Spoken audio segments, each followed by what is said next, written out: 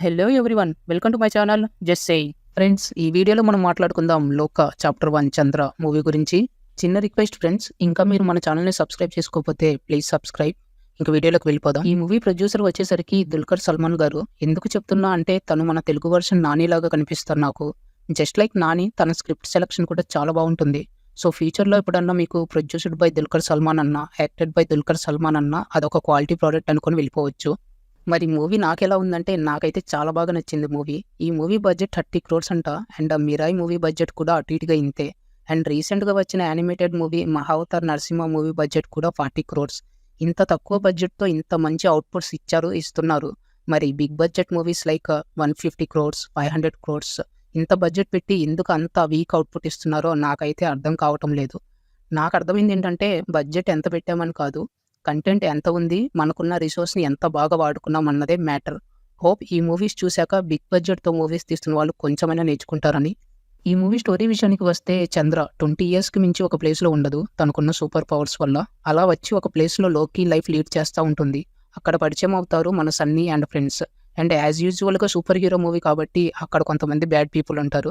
మరి లోకి life lead చేస్తున్న చంద్ర ఈ బ్యాడ్ పీపుల్ని ఎందుకు గెలకాల్సి వచ్చింది, దాని తర్వాత ఏమైంది అని తెలుసుకోవటమే ఈ స్టోరీ. ఇది ఒక సూపర్ హీరో మూవీని అయినప్పటికీ డీలింగ్ చాలా డిఫరెంట్గా ఉంటుంది. మెయిన్గా విఎఫ్ఎక్స్ మీద కాకుండా స్టోరీ మీద ఫోకస్ ఉంటుంది. ఇంకా ఈ సీన్లో నెసరీ అనుకున్న చోట మాత్రమే విఎఫ్ఎక్స్ ఎలిమెంట్స్ వాడారు. నాకు అది చాలా బాగా నచ్చింది. అసలు సూపర్ హ్యూమన్గా ఎలా అయింది అన్న బ్యాక్ స్టోరీ నాకు పిచ్చగా నచ్చింది. ఆ బ్యాక్ స్టోరీలో ఒక చిన్న పాప యాక్ట్ చేశారు, మామూలుగా యాక్ట్ చేయలేదు తను. అండ్ ఒక సాధారణమైన అమ్మాయి ఎలా సూపర్ హ్యూమన్గా మారింది అన్న పాయింట్ని అయితే చాలా బాగా డీల్ చేశారు. చాలా డిఫరెంట్గా అనిపించింది నాకు. ఇంకా టైటిల్ లీడ్ రోల్లో యాక్ట్ చేసిన కళ్యాణి ప్రియదర్శన్ పర్ఫెక్ట్గా సెట్ అయ్యారు ఆ రోల్కి.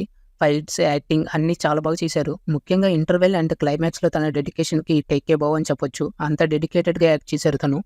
ఇంకో లీడ్ రోల్లో నస్లని యాక్ట్ చేశారు. అదే అండి ప్రేమ మూవీ హీరో. అండ్ చాలా బాగా చేశారు తను కూడా. తన న్యాచురల్ ఇన్నోసెన్స్ బాగా వర్కౌట్ అయింది ఈ మూవీకి. అండ్ తన ఫ్రెండ్స్ రోల్లో యాక్ట్ చేసిన ఇద్దరు కూడా చాలా బాగా చేశారు. వాళ్ళతో కామెడీ బాగా వర్కౌట్ అయింది. అండ్ విలన్ రోల్లో యాక్ట్ చేశారు శాండీ. తను లియో మూవీలో కూడా ఉంటారు. తను కూడా చాలా బాగా చేశారు అండ్ పర్ఫెక్ట్గా సెట్ అయ్యారు ఆ రోల్లో. అండ్ ఇదొక సినిమాటిక్ యూనివర్స్ కాబట్టి చాలా సర్ప్రైజ్ క్యామియోస్ ఉంటాయి సెకండ్ హాఫ్లో. ఎంజాయ్ చేస్తాం మనం. ఇంకా మెయిన్ హార్ట్ ఈ మూవీకి వచ్చేసరికి Jakes Bejoy music, cinematography, production values. ఎక్కడ మీకు ఇదొక 30 crores మూవీ లాగా అనిపించదు. అంత బాగుంటాయి ఈ మూవీలో విజువల్స్ కానీ ప్రొడక్షన్ వాల్యూస్ కానీ. ఏంటి అన్ని పాజిటివ్స్ అయినా నెగిటివ్స్ ఏం లేవా ఈ మూవీలో అంటే నాకైతే పెద్దగా నెగిటివ్స్ ఏం అనిపించలేదు. సెకండ్ హాఫ్ కొంచెం లాగా అనిపించింది అంతే. అది కూడా నాకేం పెద్ద కంప్లైంట్ కాదు.